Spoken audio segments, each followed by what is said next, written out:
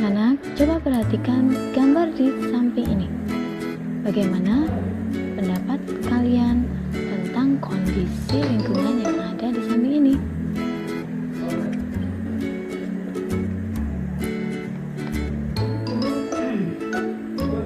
Kotor? Bau?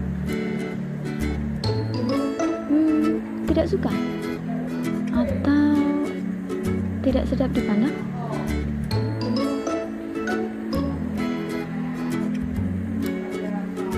Ya, itulah lingkungan yang tercemar.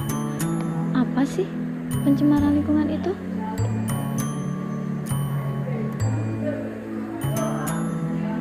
Oke, pencemaran lingkungan adalah masuknya suatu zat yang jumlahnya melebihi batas normal sehingga menyebabkan menurunnya kualitas lingkungan. Kemudian pencemaran lingkungan itu berdasarkan tempat terjadinya dibedakan menjadi 3 jenis, yaitu yang pertama pencemaran lingkungan tanah, 2 pencemaran lingkungan air, 3 pencemaran lingkungan udara.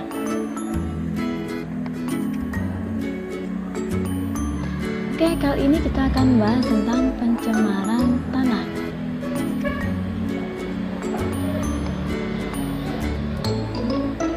Apa sih pengertian dari pencemaran tanah? Pencemaran tanah adalah menurunnya kualitas lingkungan tanah dikarenakan masuknya zat beracun atau zat normal yang jumlahnya melebihi batasan normal. Kemudian, polutan atau zat pencemar dibedakan berdasarkan bisa tidaknya polutan tersebut diuraikan oleh mikroorganisme. Nah, polutan ini dibedakan jadi 2. Pertama, biodegradable, 2 non-biodegradable.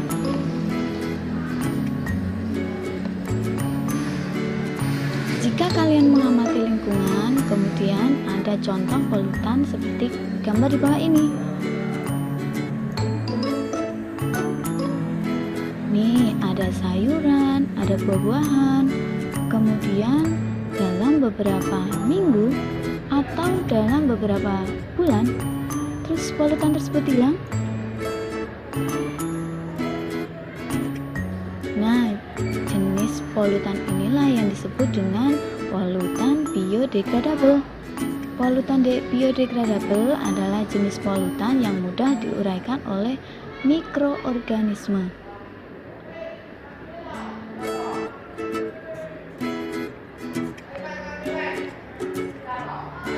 Jenis polutan biodegradable ini bisa dimanfaatkan menjadi pupuk yang berguna dalam pertanian. Nah, dari buah, sayur, kemudian nanti kita jadikan pupuk, kemudian pupuk ini kita gunakan untuk menanam kembali.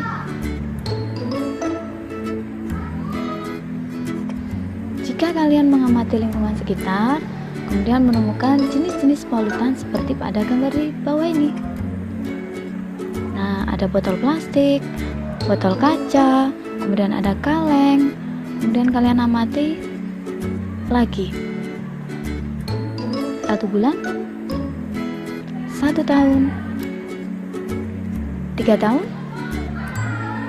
bahkan 5 tahun, dan polutan-polutan ini masih saja ada. Polutan inilah yang disebut dengan polutan non-biodegradable atau yang sulit diuraikan oleh mikroorganisme.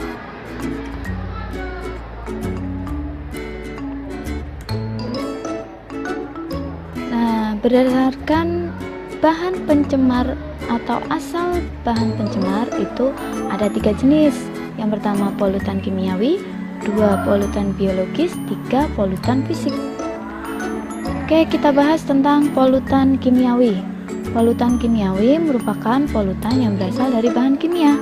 Contoh, deterjen, oli, dan minyak. Lanjut, kita ke polutan biologis. Merupakan polutan yang berasal dari makhluk hidup. Contohnya,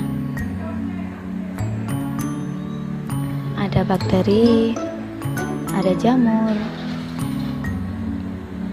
Nah, terakhir polutan fisik merupakan polutan yang berupa kaleng, plastik, dan karet. Ini gambar-gambarnya, ada kaleng,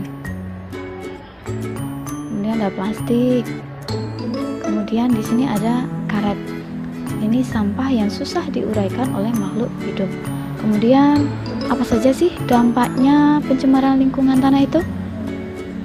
Yang pertama biasanya yang terjadi adalah nih, gambar orang yang sedang diare. Yang kedua yang terjadi adalah penyakit kulit. Kemudian yang ketiga, menurunnya kualitas lingkungan tanah sehingga menyebabkan nanti tanaman-tanaman ini akan mati.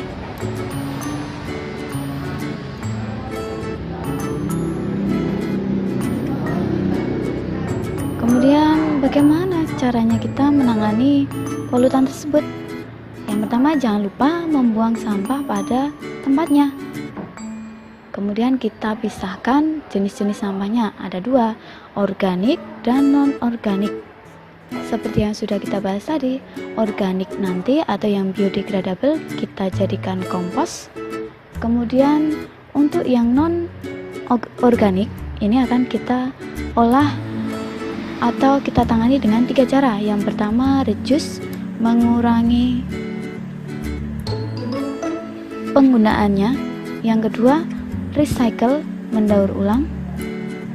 Terakhir dengan cara reuse atau menggunakan kembali minimal 1 kali jika barang tersebut memungkinkan untuk digunakan kembali.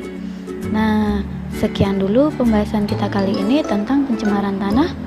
Kita akan ketemu lagi dalam bahasan selanjutnya.